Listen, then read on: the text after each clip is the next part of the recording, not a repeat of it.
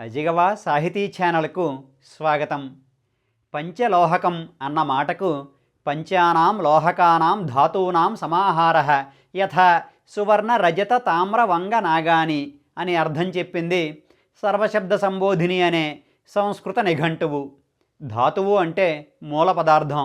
ఈ ధాతువులు శరీరంలోనూ ఉంటాయి, భూమిలోనూ ఉంటాయి. రక్తం, మాంసం, చర్మం మొదలైనవన్నీ శరీరంలో ఉండే ధాతువులు. బంగారం, వెండి, రాగి, గంధకం మొదలైనవన్నీ భూమిలో ఉండే ధాతువులు. అంటే సహజ సిద్ధములైన మూల పదార్థాలను ధాతువులు అంటాం. భూమిలో దొరికే ఈ ధాతువులను తీసుకొని వాటిని అగ్నిలో మండించి శుద్ధి చేసి ఉపయోగించుకోవడానికి అనువుగా తయారు చేయబడితే వాటిని లోహములు అంటాం. లోహాలన్నీ ధాతువులే, కానీ ధాతువులన్నీ లోహాలు కావు. ఉదాహరణకు గంధకం భూమిలో దొరికే ఒక ధాతువు, కానీ అది లోహం కాదు కదా. లోహాలుగా మారిన ధాతువులకు ఒక ప్రత్యేక శక్తి కలుగుతుంటుంది. ఆ శక్తి మానవులపై చాలా ప్రభావాన్ని చూపించగలుగుతుంది. అటువంటి లోహములైన 5 ధాతువుల సమాహారమే పంచలోహకం అంటుంది సర్వశబ్ద సంబోధిని. మరి ఆ 5 లోహాలు ఏమిటి అంటే సువర్ణము, రజతము, తామ్రము, వంగము, నాగము అట. వీటిలో సువర్ణం అంటే తెలిసిందే, బంగారం. రజతం అంటే వెండి.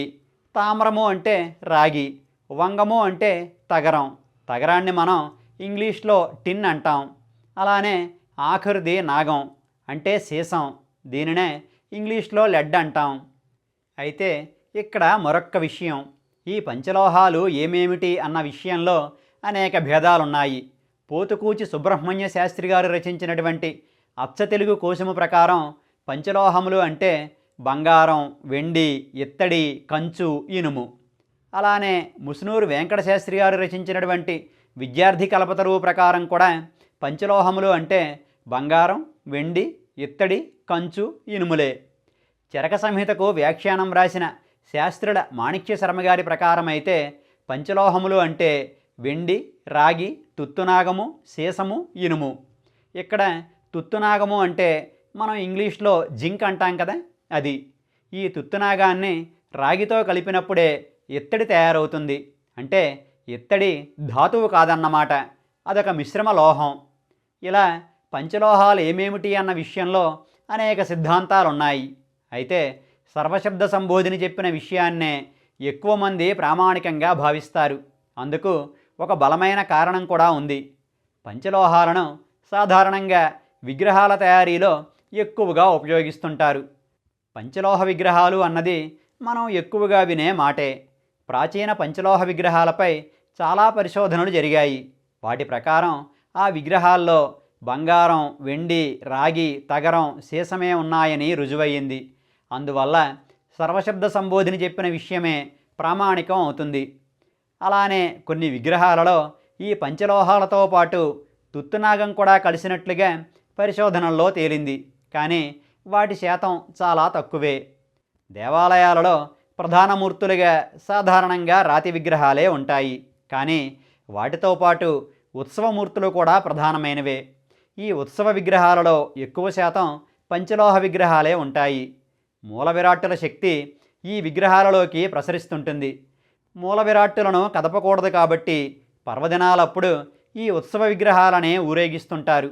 అలానే ప్రధాన విగ్రహాలు చాలా ఎత్తుగా ఉన్నప్పుడు ఆ విగ్రహాల క్రింద భాగంలో ఆ మూర్తికి సంబంధించినటువంటి చిన్నపాటి విగ్రహాలు పెట్టి వాటికి కుంకుమాది పూజలు, పంచామృతాభిషేకాలు చేస్తుంటారు. ఇవి కూడా సాధారణంగా పంచలోహ విగ్రహాలే అయ్యుంటాయి. అలానే మనలో చాలామంది కూడా మన ఇళ్లలో చిన్నపాటి పంచలోహ విగ్రహాలకే పూజలు, అభిషేకాలు చేస్తుంటారు. నిజానికి పంచలోహ విగ్రహాలు అంటుంటాం, కానీ వాటిలో రాగి, తగరాల శాతమే ఎక్కువ. రాగిని, తగరాన్ని కలిపితే కంచు అనే మిశ్రమలోహం ఏర్పడుతుంది. దీనిని ఇంగ్లీష్లో బ్రాంజ్ అంటాం. ఇది చాలా దృఢంగా, ఆకర్షణీయంగా ఉంటుంది. రాతి విగ్రహాలను మినహాయించి లోహంతో చేసినటువంటి ఏ విగ్రహం మీకు అందంగా కనబడినా అది 190 పాళ్ళు కంచు విగ్రహమే అయ్యుంటుంది. అయితే శాస్త్ర ప్రకారం ఈ విగ్రహాల తయారీలో రాగి, తగరాలతో పాటు చాలా తక్కువ పరిమాణంలో బంగారాన్ని, వెండిని, కొద్దిపాటి సీసాన్ని కలుపుతారు. అలా ఆ విగ్రహాలలో ఎక్కువో తక్కువో 5 లోహాలు ఉంటాయి కనుక అవి ఆధ్యాత్మిక ప్రపంచంలో పంచలోహ విగ్రహాలుగానే పిలువబడతాయి. ఉత్సవ విగ్రహాలను ఈ లోహాలతోనే ఎందుకు చేస్తారు? మన ఇంటిలో పెట్టుకోదగ్గ చాలా చిన్నపాటి విగ్రహాలు కూడా పంచలోహాలతోనే ఉంటే కలిగేటటువంటి ప్రయోజనం ఏమిటి? మొదలైన విషయాలు తెలుసుకోవాలంటే ముందుగా శాస్త్రీయంగాను ఆధ్యాత్మికంగాను వాటిలో ఒక్కో లోహానికి ఉన్నటువంటి ప్రత్యేకతల్ని కూడా తెలుసుకోవాలి. మొదటిది బంగారం. ఈ బంగారం సూర్యునికి ప్రతీక. సూర్యుడు అంటేనే చైతన్యమూర్తి.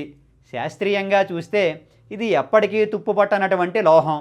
వాతావరణ మార్పులకు కూడా ఏమాత్రం లోను కాదు. సుదీర్ఘమైన కాలగమనంలో విగ్రహం తుప్పు పట్టకుండా అందులోని బంగారం కాపాడుతుంటుంది. అంతేకాదు, బంగారానికి ఉన్నటువంటి మెరిసే గుణం వల్ల విగ్రహం ప్రకాశవంతంగా ఉంటుంది. అలానే ఆధ్యాత్మిక పరంగా చూసినప్పుడు బంగారానికి సాత్విక శక్తిని అంటే పాజిటివ్ ఎనర్జీని వెదజల్లేటటువంటి గుణం ఉంది.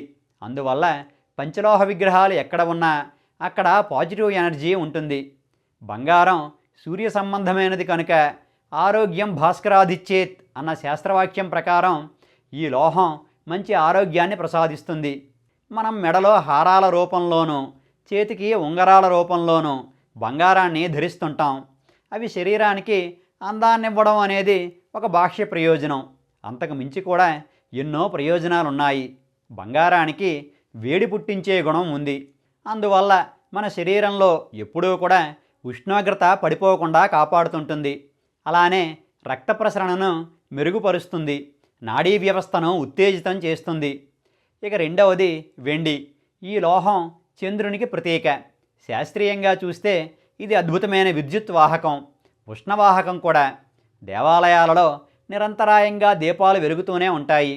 ఆ కారణంగా దేవాలయ ప్రాంగణంలో పుట్టే వేడికి అనుగుణంగా విగ్రహంలో ఉష్ణ సంతులనాన్ని ఈ వెండి కలుగజేస్తుంది. అలానే వెండికి ఉన్నటువంటి మరో ప్రత్యేకత ఏమిటంటే ఇది క్రిమిసంహారక గుణాలను కూడా కలిగి ఉంటుంది. దేవాలయాలలో పంచలోహ విగ్రహాలకు పర్వదినాల్లో అభిషేకాలు చేస్తుంటారు. అలానే మన ఇంటిలో పూజించే విగ్రహాలకు కూడా పంచామృతాలతో అభిషేకం చేస్తుంటాం. ఆ అభిషేక జలాన్ని తీర్థంలా సేవిస్తుంటాం. క్రిమిసంహారక గుణాలుండే వెండిని తాకడం వల్ల ఆ అభిషేక ద్రవానికి కూడా క్రిముల్ని సంహరించే శక్తి అబ్బుతుంది. సైన్స్ పరిభాషలో ఈ ప్రక్రియను ఓలిగోడైనమిక్ ఎఫెక్ట్ అంటారు. ఇక ఆధ్యాత్మిక పరంగా చూస్తే చంద్రమా మానసో జాతః అన్న శాస్త్రవాక్యం ప్రకారం మన మనస్సులన్నింటిపై చంద్రుడి ప్రభావం ఉంటుంది. వెండి చంద్ర సంబంధమైనది కనుక విగ్రహాలలో ఉండే వెండి మనకు మానసిక ఆరోగ్యాన్ని కూడా ప్రసాదిస్తుంది. వెండిని శరీరంపై ధరించడం వల్ల కూడా చాలా లాభాలున్నాయి. ముఖ్యంగా స్త్రీలు పట్టీలు మెట్టెల రూపంలో పాదాలకు ఈ వెండిని ధరిస్తుంటారు. శాస్త్రీయంగా అది చాలా సరైన పద్ధతి. మన శరీరంలో నిరంతరం విద్యుత్తు ఉత్పత్తి అవుతూనే ఉంటుంది.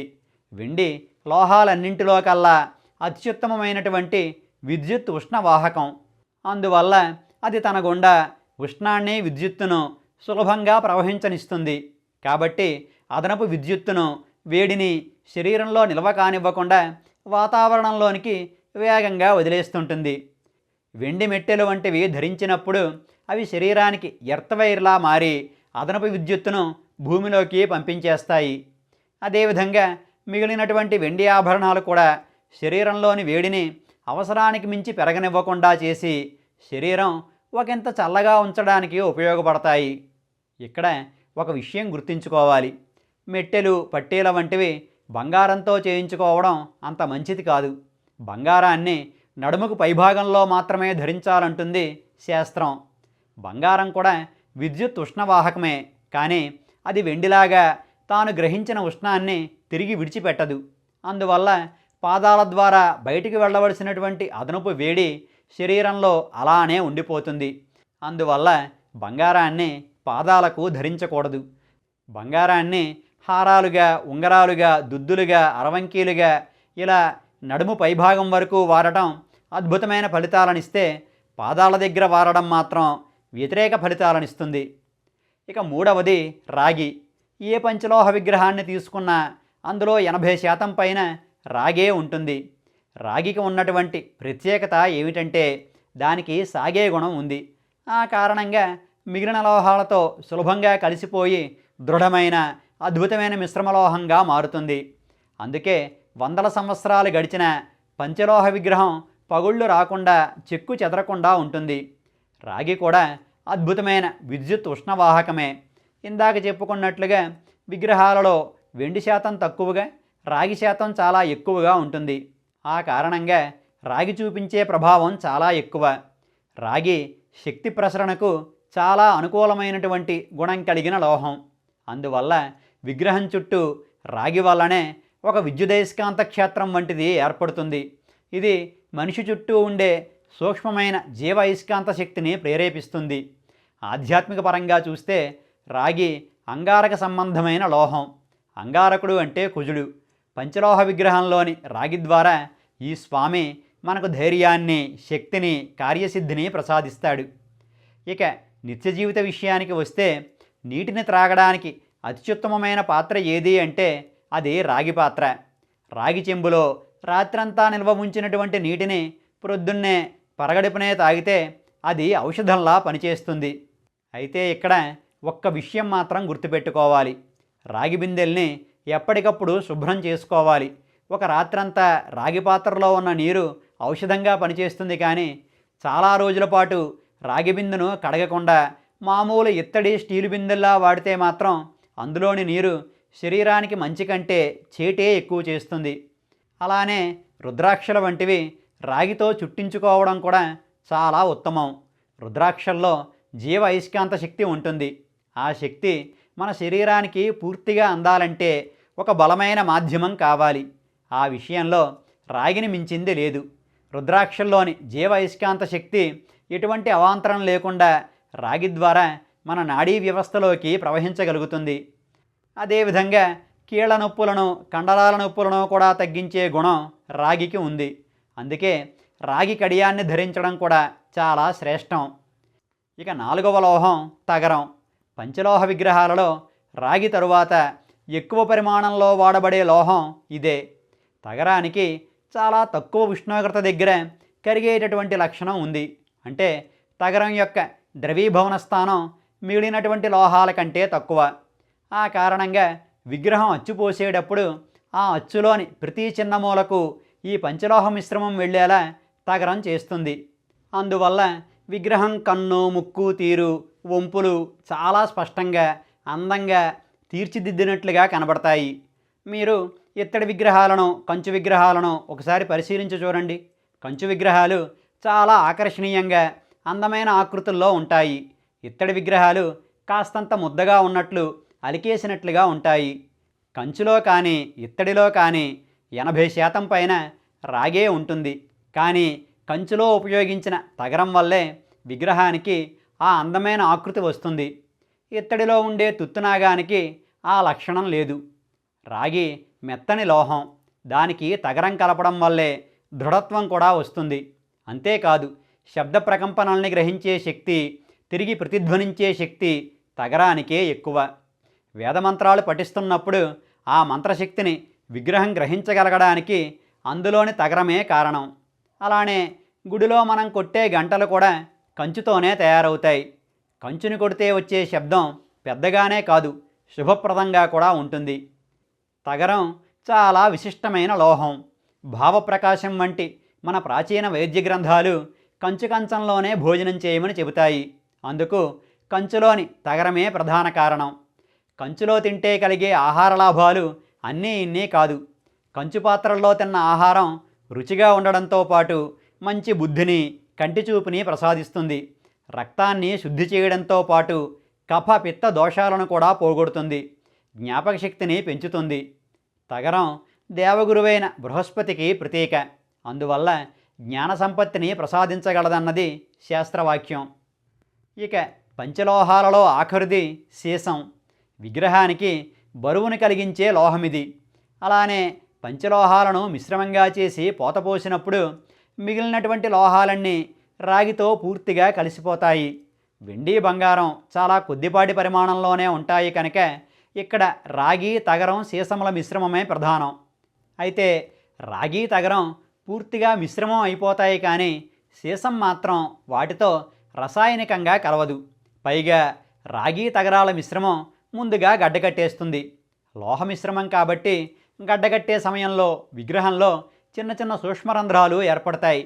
ఆ రాగి తగరాల మిశ్రమం కంటే సీసానికి ఆలస్యంగా గడ్డకట్టే స్వభావం ఉంది. అందువల్ల ద్రవరూపంలో ఉండే సీసం చివరిగా ఆ సూక్ష్మరంధ్రాల్లోనికి ప్రవేశించి ఆపై గడ్డకడుతుంది. అలా విగ్రహంలోని ఆ సూక్ష్మరంధ్రాలను కూడా పూడ్చేసి డొల్లతనం లేకుండా చేస్తుంది. సీసం మృదువైన లోహం కనుక ఉలితో చెక్కవలసి వచ్చినా విరిగిపోదు. అలానే అధికమైనటువంటి శబ్ద ప్రకంపనల్ని కూడా సీసం తట్టుకోగలదు. ఆ కారణంగానే ఘంటానాదాలు, భక్తుల జయజయధ్వానాలు ఎంతల్లా హోరెత్తినా విగ్రహం స్థిరంగానే ఉండగలుగుతుంది. అలానే ఆధ్యాత్మికంగా చూసినప్పుడు విగ్రహంలో ఉన్న ఈ లోహం భక్తులను ఆవహించినటువంటి దుష్టశక్తుల్ని గ్రహించి వాటిని నాశనం చేస్తుంది. అలానే మనం దిష్టి అని అంటుండే నరదృష్టిని కూడా ఈ లోహం తొలగిస్తుంది. మంత్రశక్తిని గ్రహించేది తగరమైతే ఆ శక్తి విగ్రహం నుండి బయటకు వెళ్లకుండా చేసేది సీసం.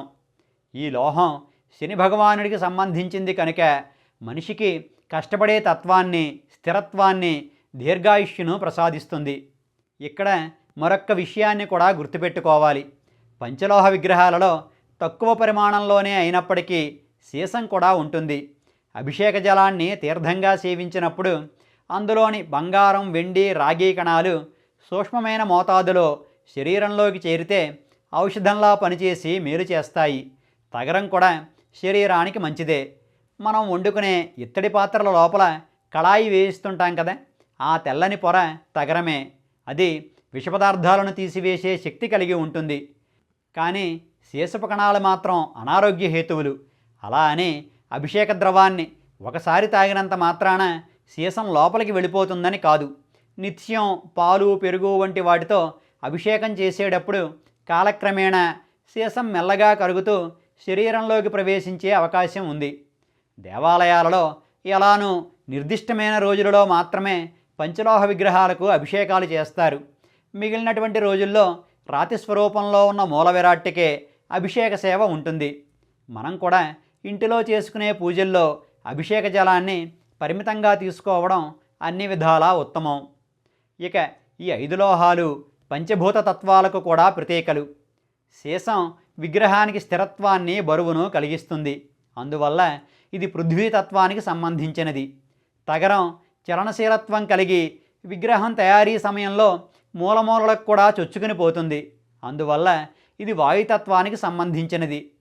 ఇక రాగి విద్యుదయస్కాంత క్షేత్రాన్ని ఏర్పరచగల లోహం. అందువల్ల ఇది అగ్నితత్వానికి సంబంధించినది. అలానే వెండి చల్లదనాన్ని ప్రసాదించగలిగే శక్తి కలది. అందువల్ల ఇది జలతత్వానికి సంబంధించినది. ఇక బంగారం మార్పులకు లోని కాని స్థితిని కలిగిస్తుంది. అందువల్ల ఏదీ అంటని ఆకాశతత్వానికి ప్రతీక. ఇలా ఈ పంచలోహాలు పంచభూతాలకు కూడా ప్రతీకలుగా నిలుస్తున్నాయి. అలా పంచలోహ విగ్రహాలలో బంగారం కాంతినిస్తుంది, వెండి చల్లదనాన్ని ఇస్తుంది, రాగి శక్తి క్షేత్రాన్ని పుట్టిస్తుంది, తగరం మంత్రాల ద్వారా పుట్టే తరంగాలను గ్రహిస్తుంది, సీసం ఆ తరంగాల ద్వారా లభించిన శక్తి బయటకు వెళ్లకుండా చేస్తుంది. అలా అత్యంత శక్తివంతంగా తయారైన పంచలోహ విగ్రహం మానవుడికి రక్షణనిస్తుంది. ఇది పంచలోహ విగ్రహాల యొక్క విశిష్టత, శాస్త్రీయత. ఇక ఈనాటి భాగాన్ని ముగించే ముందు నాదొక విన్నపం. భాషా సాహిత్యాలకు అంకితమైన అజిగవ మనందరిది. మన అజిగవ ఎటువంటి ఒడిదుడుకులు లేకుండా ముందుకు సాగిపోవడానికి మీ వంటి సాహిత్యాభిమానుల వదాన్యత కూడా ఎంతో అవసరం.